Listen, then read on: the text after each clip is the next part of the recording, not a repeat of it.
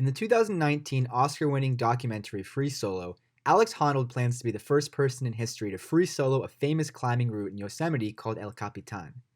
Free soloing means making a climb without any ropes or other safety measures.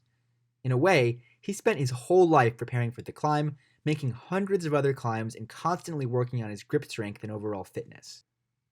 In the last few weeks before the free solo, he sets up camp at the base of the mountain and spends every day climbing the planned free solo route with ropes, learning every nook and cranny of the mountain and planning his every move for the solo attempt. After all, the last thing you want to be doing when you're climbing 3,000 feet above the ground without ropes is improvising.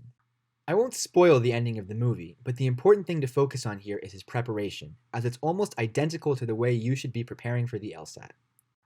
Alex Honnold's prep was split into two distinct phases. Phase 1 was his general climbing prep, understanding the principles of climbing, working on his moves, and getting stronger. Phase 2 was the roped-in practice runs he did in the weeks before the free solo, focused on building the instincts and familiarity with the mountain that he would need to survive under pressure. While the stakes are a little bit lower on the LSAT than on the mountain, any good LSAT prep plan will follow the exact same process. First, a Phase 1 for building your overall skills, and then a Phase 2 to learn how to put those skills in action under similar conditions to the actual exam. For this reason, Phase 1 revolves around video instruction and targeted drilling, while Phase 2 is all about taking lots and lots of time practice tests that are as similar to the actual exam as possible. Then, once you've perfectly planned and practiced your route with dozens of practice tests, you'll be ready to take the ropes off and do the big climb on your actual test day. This course will be your Phase 1. You'll learn the basic skills of argumentation and develop comfort and familiarity with the repetitive patterns that make up the test. You'll be learning a lot of material here, so it's important to take it slow and focus on developing proper habits early on.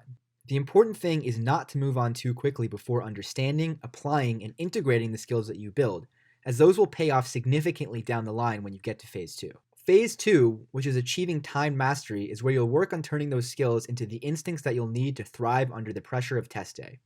This is where time practice tests will enter the picture. It's really important not to rush into this step. There's no point in even attempting a fully timed practice test until you understand the ins and outs of what it's testing you on. We'll have a whole lesson at the end of the course about how to properly prepare for Phase 2, but for now, just know that this is where you'll be heading eventually, and feel comfortable taking it slow while you focus on building untimed understanding in Phase 1.